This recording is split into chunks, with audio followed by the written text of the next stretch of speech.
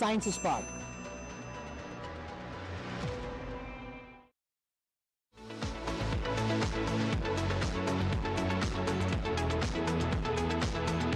हर सुबह एक नई शुरुआत, दिन रात बढ़ते भारत की बात,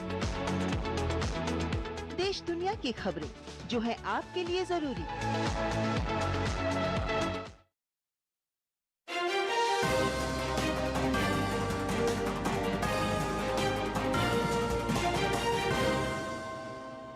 नमस्कार, आप देख रहे हैं डीडी न्यूज का विशेष सांकेतिक भाषा समाचार। आपके साथ मैं हूं पराक्रम सिंह शेखावत और मेरे साथ हैं हमारे सांकेतिक भाषा के सहयोगी शरद मुद्गल। समाचार की शुरुआत करेंगे सुर्खियों के साथ। प्रधानमंत्री नरेंद्र मोदी ने रोजगार मेले में 61,000 से अधिक युवाओं को प्रदान किए नियुक्ति पत्र। कहा, देश की आर्थिक प्रगति और सुधारों ने युवाओं के लिए पैदा किए अभूतपूर्व अवसर।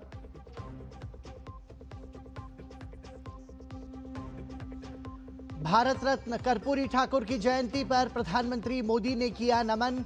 कहा, कर्पूरी ठाकुर की सादगी और जनसेवा के प्रति समर्पण अनुकरणीय। वंचितों, पिछड़ों और गरीबों की सेवा सरकार की प्रतिबद्धता।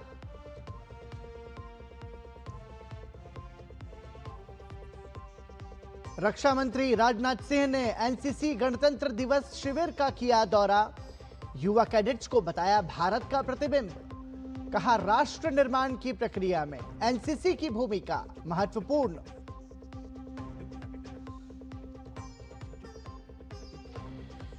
यूपी दिवस कार्यक्रम में परिवारवाद, भ्रष्टाचार को लेकर विपक्ष पर बरसे गृह मंत्री अमित शाह।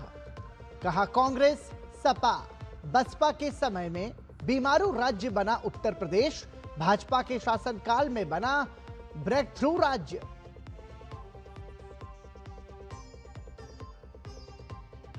यूरोपियन कमीशन की अध्यक्ष उर्सुला वॉन डेर लेयेन 4 दिवसीय दौरे पर पहुंची दिल्ली।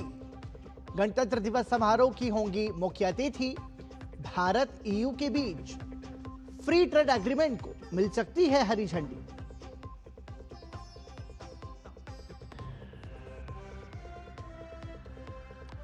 और सुर्खियों के बाद खबरों पर नजर विस्तार से। प्रधानमंत्री नरेंद्र मोदी ने 18वें रोजगार मेला के तहत 61,000 से अधिक युवाओं को नियुक्ति पत्र प्रदान किए। जिन युवाओं को नियुक्ति पत्र दिए गए, उनका चयन केंद्र सरकार के विभिन्न मंत्रालयों और विभागों में हुआ है। नवनियुक्त युवाओं को संबोधित करते हुए प्रधानमंत्री ने युवा सशक्तिकरण की अपनी सरकार की प्रतिबद्धता दोहराई। युवा सशक्तिकरण और रोजगार सृजन से जुड़ी प्रधानमंत्री की पहल के तहत शनिवार को 18वां रोजगार मेला आयोजित किया गया। पीएम ने वर्चुअल माध्यम से 61,000 से अधिक युवाओं को नियुक्ति पत्र प्रदान किए। नवनियुक्त युवा केंद्र सरकार के जिन मंत्रालयों और विभागों में सेवाएं देंगे, उनमें गृह मंत्रालय, स्वास्थ्य एवं परिवार कल्याण मंत्रालय, रक्षा मंत्रालय, वित्तीय सेवा विभाग, परमाणु ऊर्जा विभाग और उच्च शिक्षा विभाग शामिल हैं। चाहे प्रधानमंत्री हो या सरकार का छोटा सा सेवक, हम सब सेवक हैं और हम सबका एक मंत्र समान है। उसमें न कोई ऊपर है न कोई दाएं बाएं है। और हम सबके लिए, मेरे लिए भी और आपके लिए भी, वो मंत्र कौन सा है? नागरिक देवो भव। 18वां रोजगार मेला देश भर में 45 स्थानों पर लगाया गया।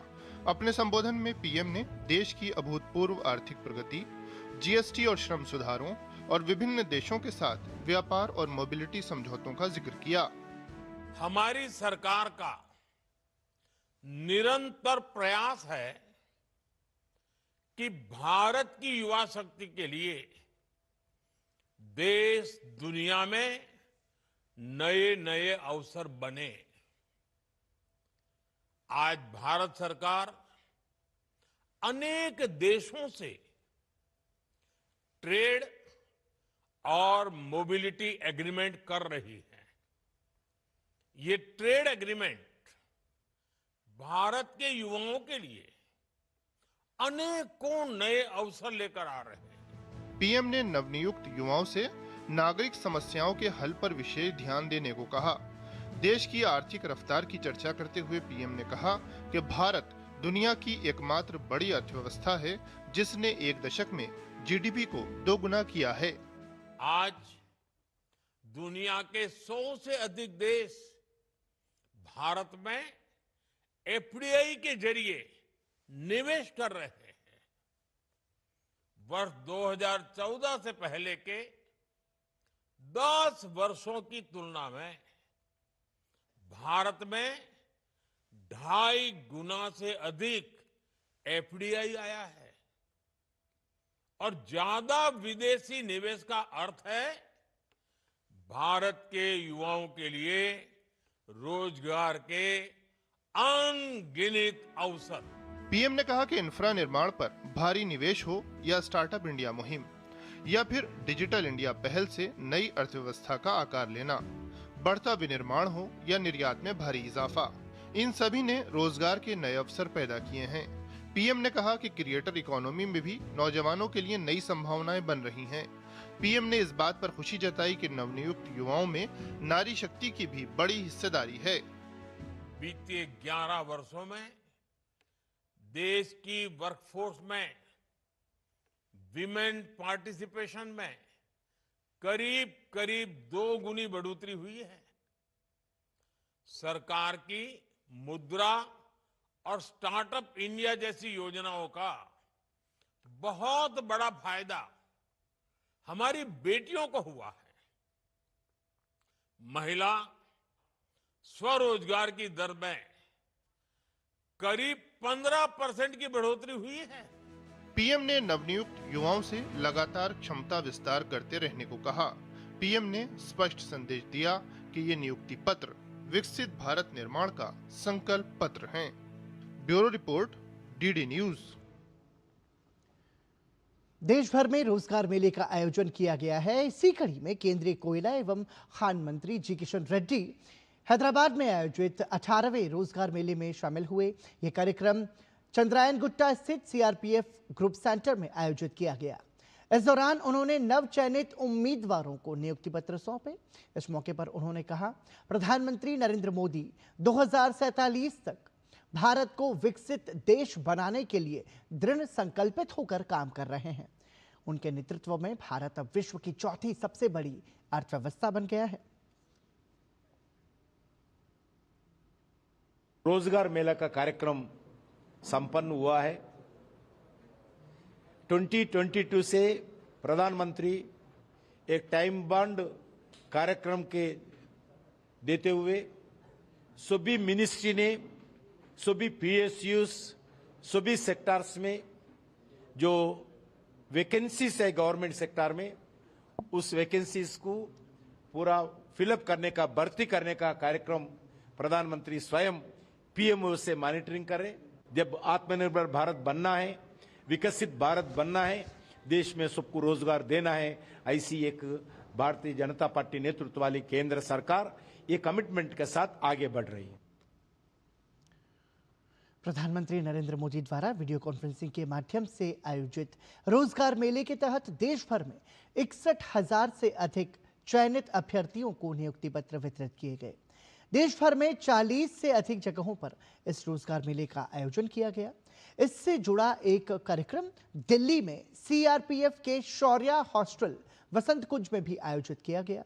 इस कार्यक्रम में केंद्रीय गृह राज्य मंत्री नित्यानंद राय शामिल हुए और उन्होंने गृह मंत्रालय के अंतर्गत आने वाले अलग अलग विभागों में चयनित करीब 250 से अधिक अभ्यर्थियों को नियुक्ति पत्र सौंपे। इस दौरान नित्यानंद राय ने कहा कि प्रधानमंत्री नरेंद्र मोदी के नेतृत्व में देश की अर्थव्यवस्था लगातार प्रगति कर रही है और ये नए नियुक्त हुए युवा इस प्रगति की गति को बढ़ाने का काम करेंगे।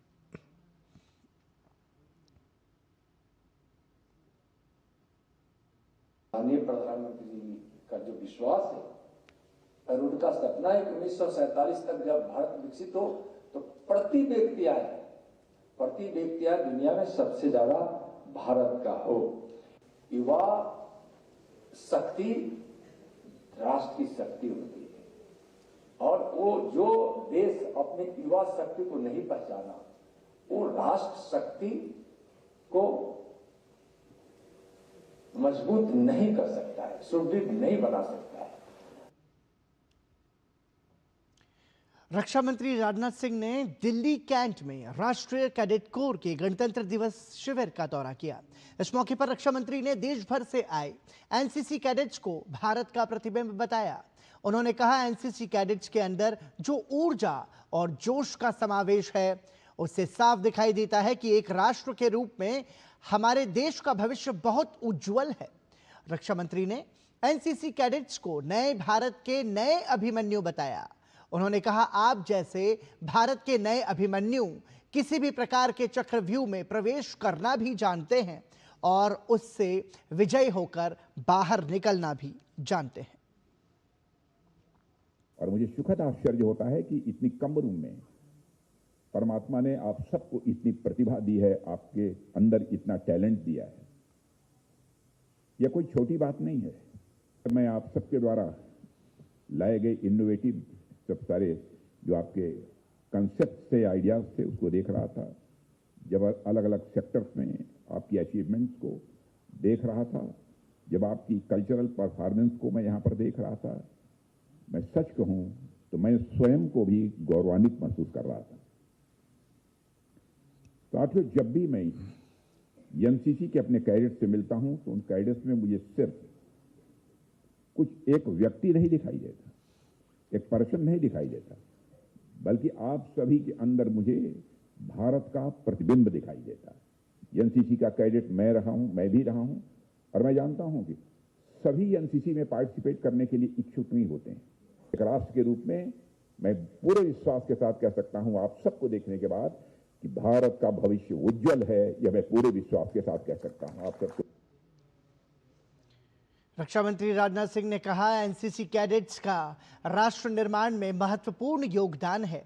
उन्होंने कहा, ऑपरेशन सिंदूर के दौरान देश भर में जो मॉक ड्रिल आयोजित की गई थी, उसमें एनसीसी कैडेट्स की बड़ी भूमिका रही।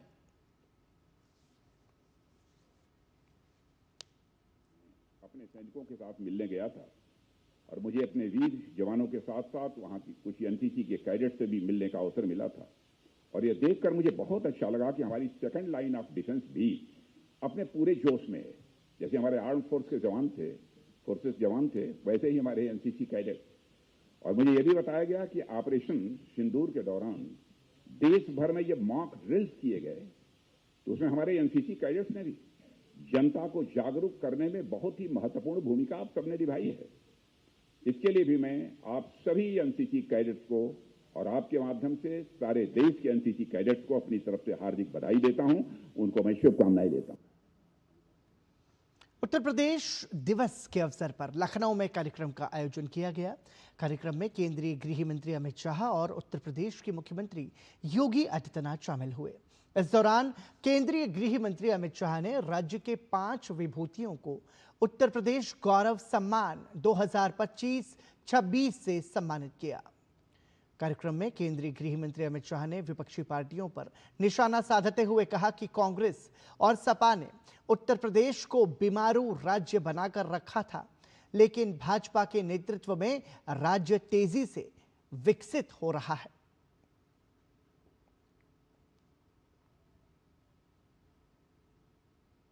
एक जमाने में उत्तर प्रदेश को लेबर सोर्स स्टेट के रूप में माना जाता था। आज भारत की इकोनॉमी का फोर्थ स्टेट बन चुका है। ये हम सब के लिए ये बीमारू राज्य बनाकर कांग्रेस सपा बसपा ने रखा था। भारतीय जनता पार्टी की सरकार ने बीमारू राज्य को ब्रेक थ्रू राज्य बनाकर आज विकास को हर गांव में पहुंचाया। उत्तर प्रदेश आज भारत का फूड बास्केट बन चुका है। गन्ने में 1 नंबर पर, इथेनॉल में 1 नंबर पर, और सारी मोदी जी की योजनाएं आज धरातल पर उतरी। उत्तर प्रदेश दिवस 2026 समारोह को संबोधित करते हुए उत्तर प्रदेश के मुख्यमंत्री योगी आदित्यनाथ ने कहा कि उत्तर प्रदेश तेजी से $1 ट्रिलियन की अर्थव्यवस्था बनने की दिशा में आगे बढ़ रहा है। साथ ही कहा कि उत्तर प्रदेश जल्द ही 21 हवाई अड्डों वाला प्रदेश बन जाएगा, जिससे इस क्षेत्र में नए अवसर विकसित होंगे। उत्तर प्रदेश तेजी से $1 ट्रिलियन अर्थव्यवस्था बनने की दिशा में आगे बढ़ रहा है। भारतीय जनता पार्टी सरकार में पुराने प्रोजेक्ट भी पूरे हो रहे हैं और नई परियोजनाएं भी तेजी से पूरी की जा रही हैं। Purvanchal expressway, Bundelkhand expressway, Delhi Meerut expressway के बाद अब गंगा एक्सप्रेसवे भी यूपी के विकास को नई रफ्तार देने जा रहा है। उत्तर प्रदेश जल्द ही 21 हवाई अड्डों वाला प्रदेश बनने की राह पर है और देश में सबसे आगे खड़ा है। लखनऊ, वाराणसी, अयोध्या जैसे अंतर्राष्ट्रीय एयरपोर्ट दुनिया के लिए हमारे द्वार खोल रहे हैं। क्या रुकेंगे एक छोटे से ब्रेक के लिए, आप बने रहिए हमारे साथ।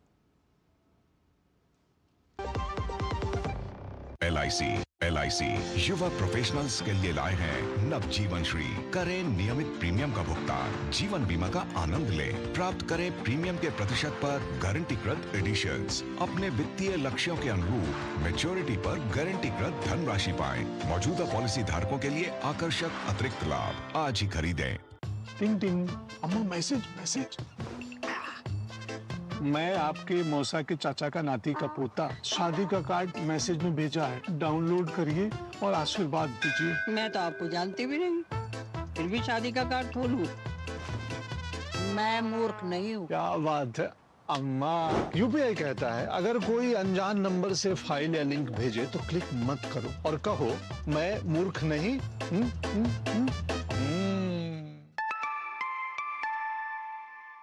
जाइए आप भी किसी का टेस्ट लीजिए। जब धरती चीर कर निकलता है लोहे का पत्थर और मिलता है मोंगिया के जोश से, फिर तपता है, पिघलता है और बनता है फौलाद। अब होता है सरिया सारी खूबियों के साथ। मोंगिया स्टील, मजबूत देश का मजबूत सरिया। ब्रेक के बाद एक बार फिर आपका स्वागत है। रक्षा राज्य मंत्री संजय सेठ और शिक्षा राज्य मंत्री जयंत चौधरी ने आज नई दिल्ली में प्रोजेक्ट वीर गाथा 5.0 के शीर्ष 100 विजेताओं को सम्मानित किया। इस मौके पर chief of defence staff general Anil Chauhan के अलावा नौसेना अध्यक्ष और वायुसेना अध्यक्ष भी उपस्थित रहे। प्रोजेक्ट वीर गाथा के 5वें संस्करण में 2 लाख स्कूल्स के रिकॉर्ड 1,90,00,000 से अधिक स्कूली छात्रों ने हिस्सा लिया। इनमें विदेशों में स्थित CBSE स्कूल्स के 28,000 छात्र भी शामिल हैं। आपको बता दें कि प्रोजेक्ट वीर गाथा रक्षा मंत्रालय और शिक्षा मंत्रालय की संयुक्त पहल है और इसके विजेताओं को 10,000 रुपए की इनाम राशि, मेडल और सर्टिफिकेट प्रदान किए जाते हैं। इस अवसर पर मौजूद रहे रक्षा राज्य मंत्री संजय सेठ ने सम्मानित सभी बच्चों को विकसित भारत का ब्रांड एम्बेसडर बताते हुए उन्हें भविष्य के लिए शुभकामनाएं दी। देखो कितना सौभाग्यशाली हैं बच्चों आप। ईश्वर ने कितना फिल्टर किया होगा। 1,92,00,000 पार्टिसिपेंट थे, 1,92,00,000, उसमें आप 100 आए हो। कितने सौभाग्यशाली हो। और विकसित भारत के लिए you are all brand ambassador of विकसित भारत। आप ही विकसित भारत के ब्रांड एम्बेसडर हो। आपके लिए ही, आपके लिए यह मंच, मनीष अरोड़ा जी आपके लिए काम कर रहे हैं। आप जब 22 साल बाद 35 साल 30 साल 40 साल के हो जाओगे तो आपको मजबूत भारत, ताकतवर भारत, दुनिया को देने वाला भारत और दुनिया का नेतृत्व करने वाला भारत बनेगा। आइए 2047 के संकल्प को हम सब पूरा करें। कार्यक्रम में उपस्थित रहे शिक्षा राज्य मंत्री जयंत चौधरी ने भी सम्मानित बच्चों की हौसला अफजाई की। उन्होंने कहा कि आज वो सब उन बच्चों के लिए यहां एकत्रित हुए हैं। उन्होंने कहा कि इनके द्वारा बनाई वीडियो ने उनका दिल जीत लिया। आज आप ही का एक सेलिब्रेशन है, आप ही को हम यहाँ सेलिब्रेट कर रहे हैं। देश में ये तस्वीरें जाएंगी और सुपर 100 से 140 करोड़ लोग प्रेरणा लेंगे। वीर गाथा एक साधारण कार्यक्रम नहीं है, it has grown from strength to strength. आज वीर गाथा 5.0 है और अगर आप महज नंबर्स पे जाएंगे, क्योंकि भारत जैसे देश में हम नंबर्स की तरफ आकर्षित होते हैं, we are good at numbers and we are good at scale, but looking at pure numbers it has gone from 8 lakhs to 1.1 crore 92 lakhs। बच्चों ने अपने सबमिशंस दिए, लेखन किया, वीडियो फॉर्मेट को यूज़ किया, बहुत आकर्षक हमने वीडियोस को देखा। यहाँ छोटी छोटी झांकियाँ हमें जो प्रस्तुत हुई, आपने हमारा दिल जीत लिया। ऑपरेशन सिंदूर के दौरान पाकिस्तान स्थित आतंकियों के ट्रेनिंग सेंटर्स को नष्ट करने में महत्वपूर्ण भूमिका निभाने वाले और वीर चक्र और शौर्य चक्र से सम्मानित भारतीय वायुसेना के ग्रुप कैप्टन मनीष अरोड़ा ने भी इस मौके पर अपने अनुभव साझा किए।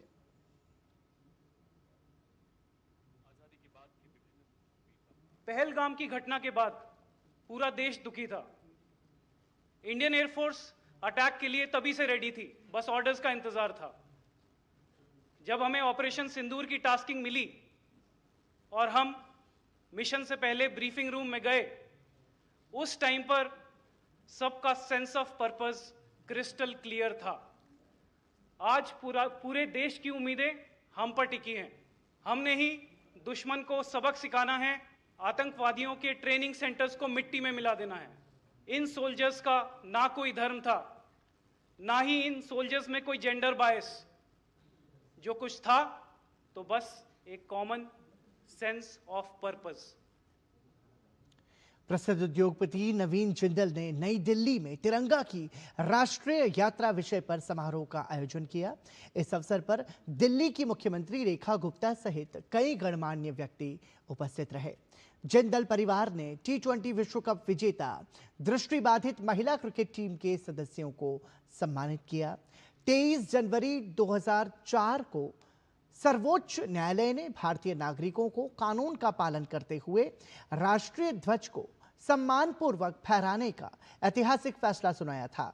इसके बाद फ्लैग फाउंडेशन ऑफ इंडिया ने अब तक देश भर में 200 से अधिक स्थानों पर प्रतीकात्मक रूप से विशाल झंडे लगाए हैं। साथ ही पुराने झंडों को रिसाइकल कर फिर से प्रयोग में लाने के लिए प्रयासरत हैं। आज हम फ्लैग डे के रूप में 23 जनवरी को हम फ्लैग डे के रूप में मनाते हैं, क्योंकि 23 जनवरी 2004 को माननीय उच्चतम न्यायालय ने एक ऐतिहासिक फैसला सुनाया था और जिसमें कहा था कि हर भारतीय नागरिक को ये अधिकार है कि वो हर रोज़ अपने देश के सबसे पावन प्रतीक अपने राष्ट्रीय ध्वज को दर्शा सकते हैं।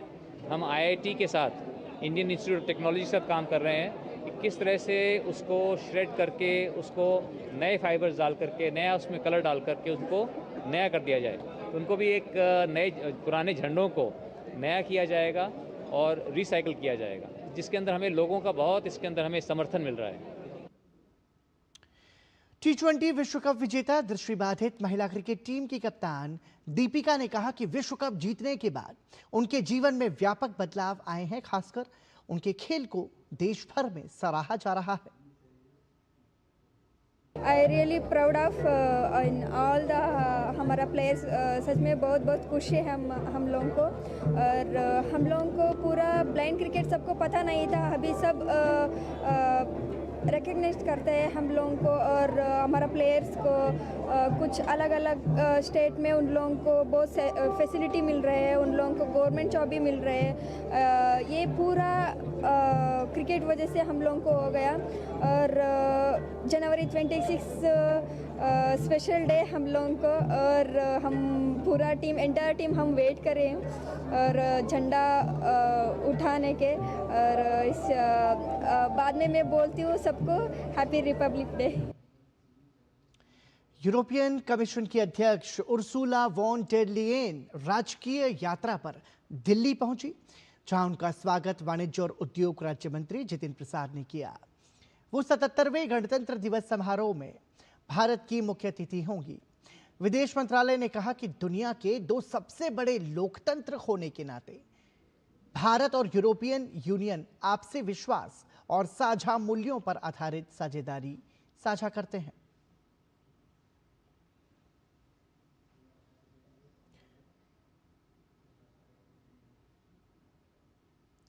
और इसी के साथ डीडी न्यूज़ के विशेष सांकेतिक भाषा समाचार में इतना ही। मुझे और हमारे सांकेतिक भाषा के सहयोगी शरद मुदगल को दीजिए अनुमति। नमस्कार।